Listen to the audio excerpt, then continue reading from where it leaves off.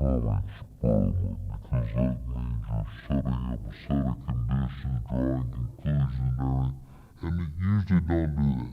I mean, why was it like in the old days when we tried beer? You just try it. Maybe you like it, maybe you don't. Maybe it does something to you and you feel this way about it or not. But I don't think it's really an experiment. If you say it's an experiment, it lends a little authority to it, see, and a little acceptance. But it's fine, it's just a word.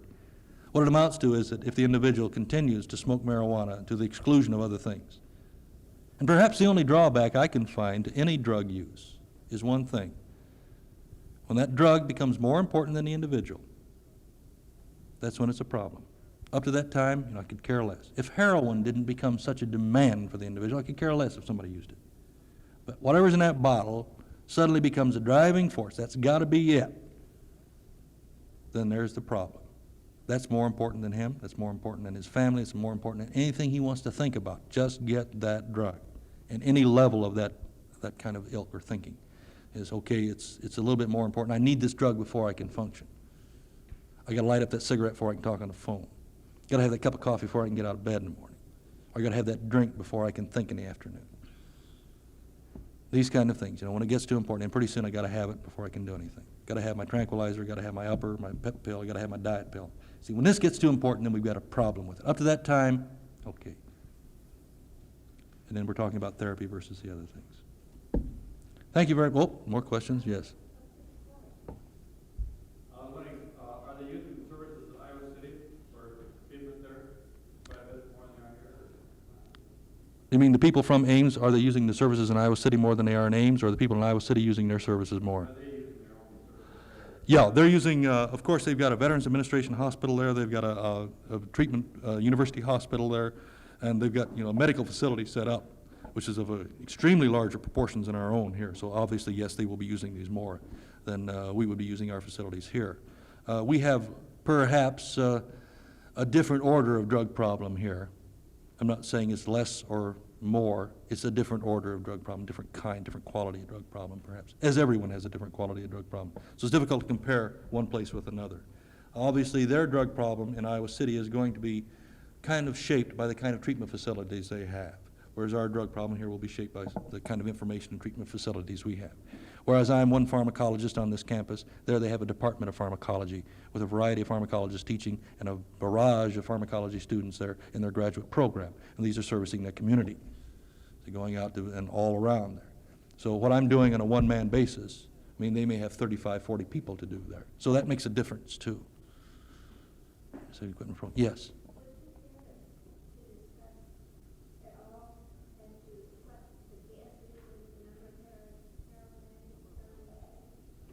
The number of heroin addicts at Iowa State, gee, I wouldn't have it. Users, it's difficult to say. It really is difficult to say. It's an illegal thing, and it's almost impossible information to get. Like any of the surveys, they're very, very, they don't really mean much. Let's say that on this campus we have 50 heroin users. I'm just picking a number. I don't know. I'm not saying we have them, but let's just say, for the sake of argument, we have these, okay? Now what do we do? And so having the numbers really isn't going to help us much. What's important is how has it gone over the past few years. Now, according to the police reports, several years ago, 2 or 3 years ago, we had very little. A couple of years ago, we had 2. This year, they have 7 or 8 by the end of spring. So we're seeing an increase. Now, I don't think it is reasonable to expect that with returning servicemen who may be coming to a university under the GI Bill, of course, we're not going to be able to accept too many of them because we don't have that kind of an attitude and approach anymore.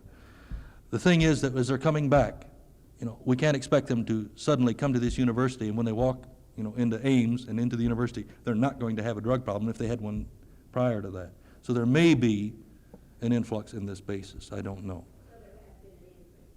I would say there has been an increase. That is the trend, which is increasing rather than decreasing. Yes? I think for Iowa State, the more important problem would be the hallucinatory drug for the college students who are here. You say the more important is the hallucinogen, and more important in what respect? The more important is that's probably the more prominent use of drugs here at this university. At least from the experience I've had with the students here at this university, that marijuana and hallucinatory drugs are more prominent. There are more of these now. Whether the fact that there are more people smoking pot or more people trying psychedelic drugs qualifies this to be a more significant problem than people starting to use heroin, I would have to disagree with you. If people are starting to use heroin, I'm concerned. Well, the same difference, I mean, we're saying the same thing. We want to catch them before we get to heroin. I mean, I'm saying if you don't contact the people who Yeah. are on these different sort of drugs, then you're never going to catch them. If these are the ones that go on to heroin. You're assuming that they do. Sometimes they don't. Okay. I'm in agreement with you. I agree with you.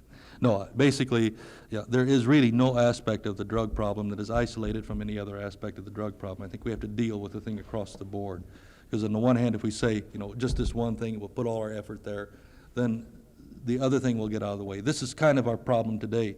We go through our educational process and we learn what to do. See, we learn solutions. Then we go around and we hunt to find problems that these solutions will fit.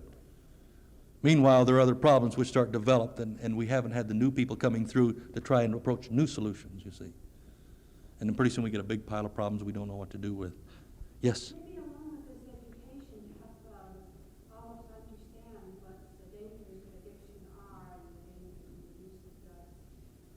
Maybe something more needs to be done with finding out what's making so much pressure that causes people to want to do drugs. Yeah. Discussing people again. I think if we could just rephrase a little bit. So compounded with pressures that are so great. Now, these pressures, no pressure is great unless you put it on yourself, you see. I cannot put a pressure on you that you, if you don't accept, choose not to accept it, you see, then there will never be a pressure on you. So these things are generated that way. Yeah. Now, if we can rephrase a little bit, instead of talking about the dangers of drugs, if we just take it back one step and start talking about information about drugs, see? Then we start talking about, when we talk about information about drugs, and immediately we have to bring people into it. And we start discussing on this basis and finding out what our problems are, what may be driving us in this direction. And then, okay, in some instances, we just don't have any alternative than to use drugs. So what is another alternative we could try? Let's take a history teacher, my classic example, because I have some good friends who are history teachers. They're standing up in front of the room, and they're fulminating the same old jazz, the same old dates, and everything else. The student looks up there and says, wow, here's this guy teaching history feeding. My folks and everybody tells me if teachers could do anything else for a living, they wouldn't be teaching school. Did you ever hear that one? I was sent to school under that attitude. But see, I'm a teacher now, so I got to change that because I'm doing something different. You see. But the attitude is, oh, this guy's, what a lifestyle. That's a bad one. That's, boy, you take that lifestyle, and this guy who feels he's already washed out, compare that to the exciting use of drugs with a peer group, and they're going to choose drugs like that. But you take a man who's interested vitally in history and can show through his teaching why he chose history to teach, why he likes it, what turns him on. Start talking about the Opium Wars as they occurred in China during the last century. Start digging up this information when something happens over in Turkey, you know, and something that happens now, and putting this across in a vital way to the students. And by vital, I mean something which is continually going along, something which is coming out, this guy's turned on, and shows the group. Now they can say, wow, I could never teach history, but that guy, you know, that's a lifestyle. That's an alternative to something else. And this is pretty much what Alan Cohen comes off with. And I agree with him on that.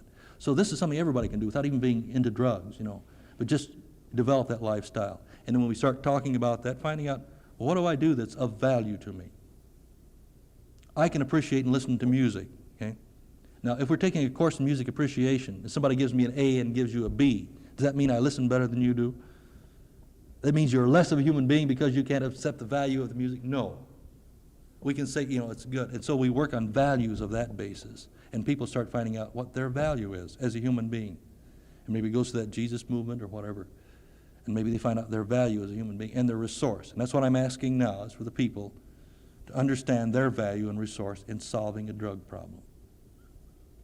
It's getting near supper time, and I think I need a drug like supper. Thank you very much.